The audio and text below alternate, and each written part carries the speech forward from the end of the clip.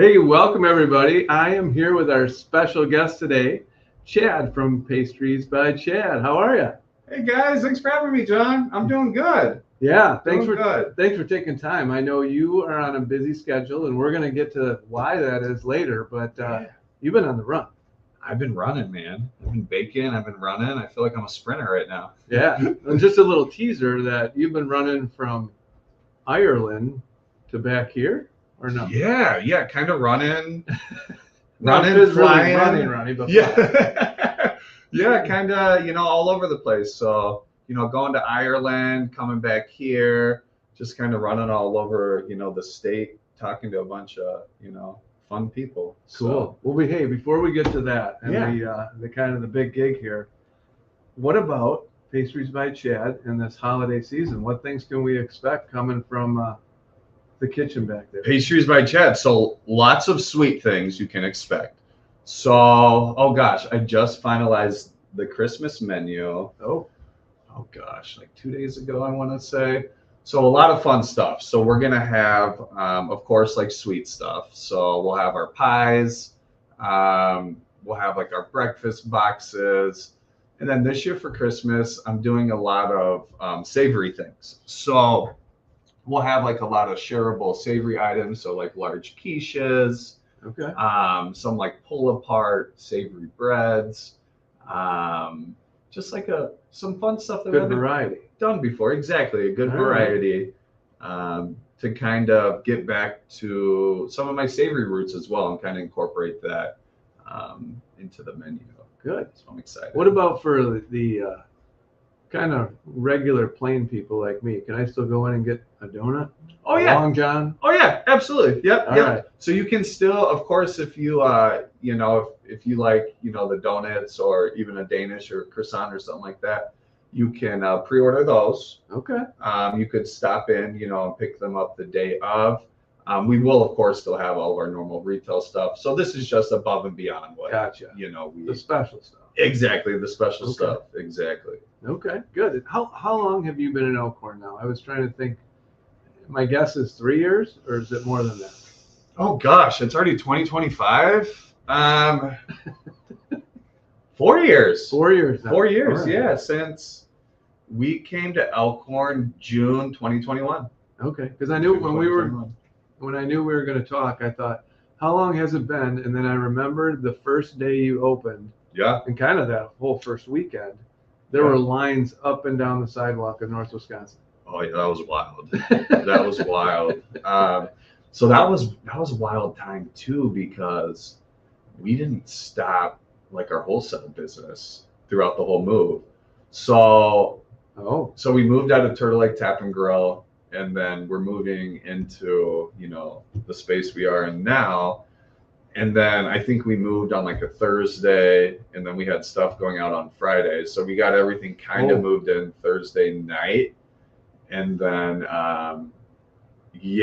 pretty much moved all day and then just hopped right into baking. And then there it goes from there ever since, right? Yeah, just been running ever since. I don't think I've slowed down. So, which honestly, it's a blessing, Of course, me and my wife, we are a husband and wife tandem here. So we go through our days where we're like, oh gosh, I'm already doing this. Like anybody, right? Exactly, like anybody. But we also do make sure, especially around, so when Halloween ends and it kind of takes that turn to November and Thanksgiving, we try and slow down and just think about not only how far we've come the whole year, but just since me and my wife were dating and just talking about our dreams, and we had early 2000s. Yeah, we had talked before briefly how you were working another job. Yep. And you would come home from that job and you do your baking. Yep. And then selling that on the side until you just couldn't do it anymore. And that wasn't that long ago that you were just starting, not knowing if this was something that you were going to go full time in or. Yep. Yeah. Yeah, it's such a funny thing because it's like life happens so fast, John. So you don't really have too much time to sit back and reflect as as everything's happening, and especially you throw kids into the mix, you're raising kids, you're running a business, it's like, what the heck? So yeah, it's been kind of a whirlwind. And sorry, I'm kind of getting off topic. What was your initial question, John? No, just we're talking about now, but then where you came from and how you had this dream to say, you know what, this is what I want to do, but I'm not jumping in right away, so I'm working these crazy hours in I'll say 9 to 5 job, and then coming home and doing your baking to try and get your name out there and what you do, and it took off kind of quick. Yeah. So it was really, I kind of came to a head right at my cooking job where I was the executive chef, and I felt I had some like personal things going on, and I felt like I had this greater calling. So something I didn't quite understand, I understand it a little bit more now, but like if you have a dream and you have something that you want, it's not going to be easy. So I knew that. So I knew it was going to be hard. To what extent, no one could ever know that, right? You can talk to people, you can hear their testimonies, all that fun stuff. But so I did it, right? I was like, let's do it. Me and my wife literally had no idea. Sort of. I kind of had an idea just because I had a background in, culinary, running kitchens. Yeah. So I had an idea of like the backbone and kind of what to do, but everything in between I didn't know. So it was really a leap of faith, and a supporting wife. And a very supporting wife. Yes, a very supporting wife. Let's not forget that, right? Yes, honestly. And, people say behind, every great businessman or businesswoman is a great counterpart. And that can be more true. And I give Sam all the credit because my job is fun, right? I get to create. I get to, I get to do all this fun stuff where she's really the glue that keeps us together. So she keeps the orders coming. She does the back end stuff. She does the delivery. So, she's out doing deliveries to one of our many wholesale accounts. I'm here sitting here doing a podcast with you. Yeah. Well, I'm glad she gave you the opportunity to do it. And you know what? I don't want to hold back any longer because you're kind of a big deal. You're kind of a big deal. Yeah, that's what they're telling me, I guess. Yeah. So, I referred to Ireland earlier, and there's a reason you went to Ireland. Yep. Should we out with it? Why did you go to Ireland, Jeff? Yeah. So I was in Ireland. I was competing for a competition called Next Level Baker. Okay. So it's a competition hosted by Gordon Ramsay. So it's put on by Gordon Ramsay Productions. It's on Fox, and it's the same premise as Next Level Chef. Okay. So Next Level Chef, I think they're on John, So you know these people. Yes. Oh God, PTSD. No, I know them, and honestly, was he tough on you? It's well, it's so subjective. Caring tough. Was it a caring? Yeah. It was a caring tough, and it's so subjective because like he's not doing it to be mean. He's doing it because he wants you to succeed, and he wants you. So it's really like, what's your mindset going into it? Are you going to be offended that one of the best chefs in the world is giving you tips and telling you how to do it correctly? Or are you going to, so it's really up to you. I chose to take everything, to take the whole experience in, and I chose to listen. I didn't think he was yelling at me at all. How incredible is that? So Next Level Baker, and there you are, and those are the judges, right? And the teachers, essentially. Or mentors. Yeah, mentors, exactly. So, Gordon, it was his first baking show, so that was really cool. Carla Hall, so I love Carla Hall. So I loved her before I went on the show. Yeah. For a couple of reasons. But so she's like me. So she started, and she actually started modeling, so not like me. Yeah. But, we're not going to talk about that today. We don't have enough time for the modeling, but let's stick to the baking. Yeah, we'll stick to baking today. But no, so she's a savory chef and a sweet chef. So she was on Top Chef. So I watched her, in the early 2000s, kind of, figure that out. What I love about Carla, she's scrappy. And I feel like I'm pretty scrappy in the kitchen. So she, if you watch baking shows, so she's on like Is It Cake? She's on so many things right now. But she'll take anything that she can find and she'll make it work. So I loved Carla, and I loved Candace. Candace was so sweet. God, I think she's a Chicago native. I think she's in LA now. But she invented the first cupcake vending machine. So yeah, you Fun fact. Yeah, you kind of see them all over Chicago, the big cities, so you can get, cupcakes at any time. She invented that. Huh? Isn't that cool? That's super cool. Yeah, and like she's on Shark Tank. Just kind of crazy.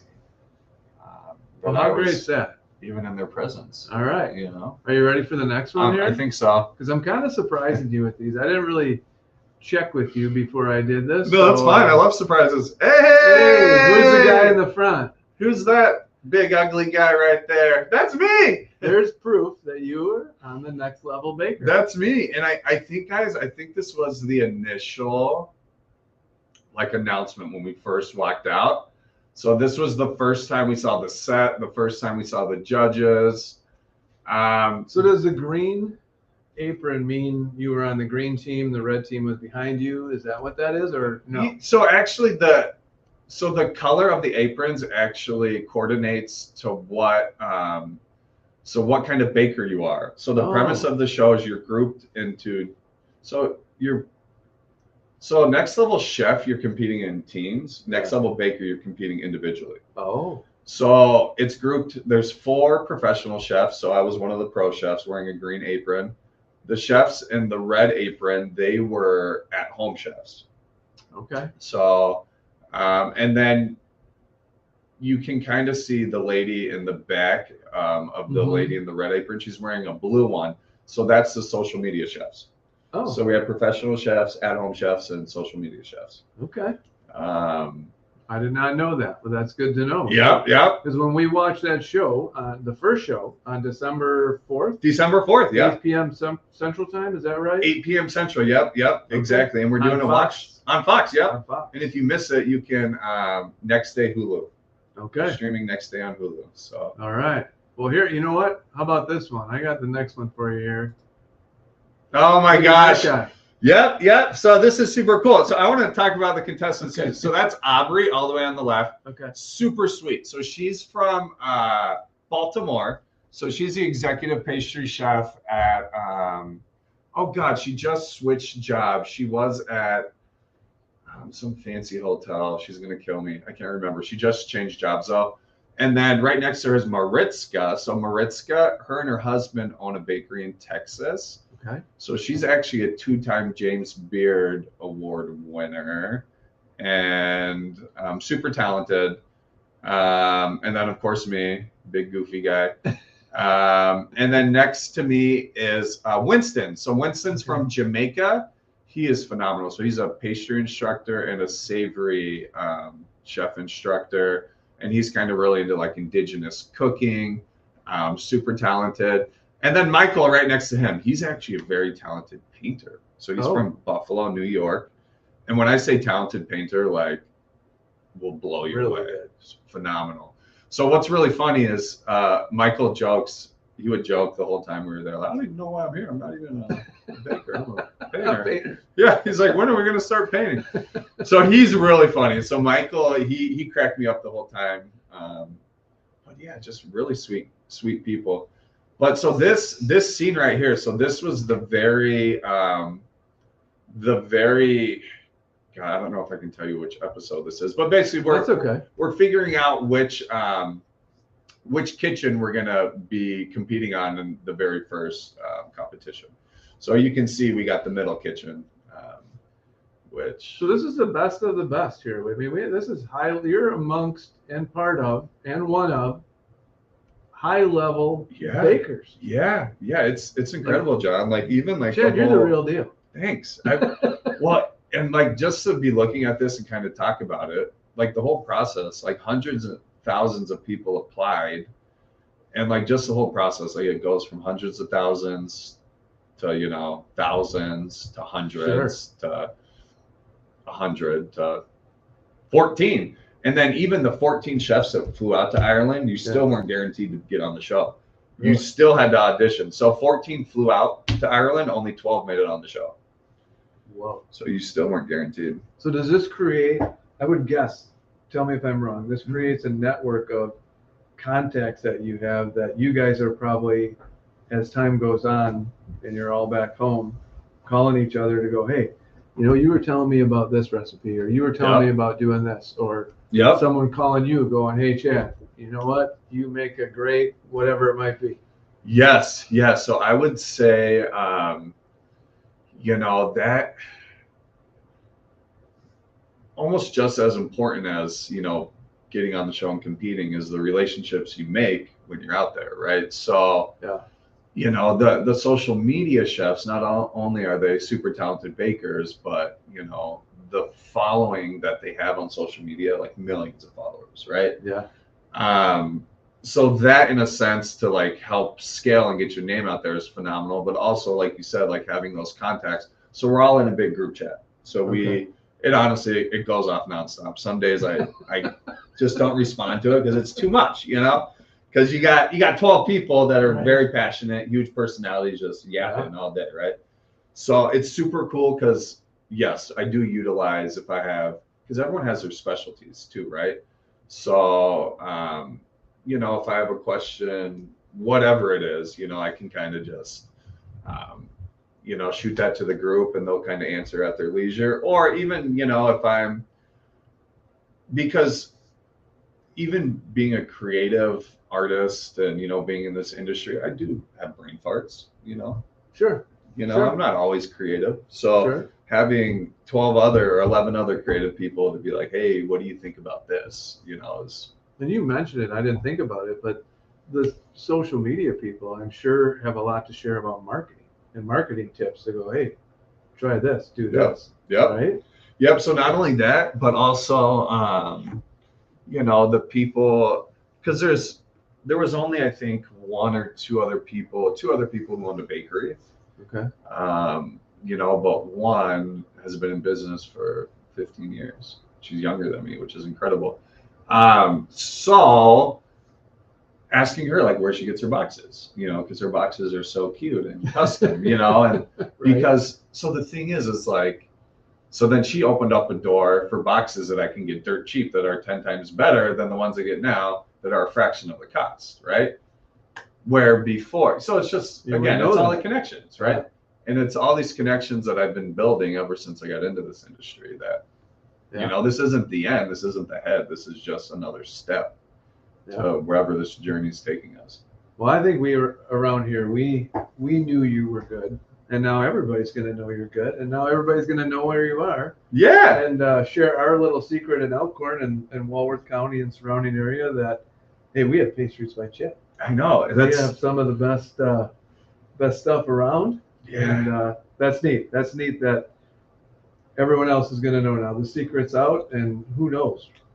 It's incredible. Exactly. And well, and that's the thing too. Like, this store opened for me, and there's been so many cool doors that have opened since, I've really put all my faith in Jesus and kind of lead me on this journey, that I'm just excited to see what else he's got for me, Yeah.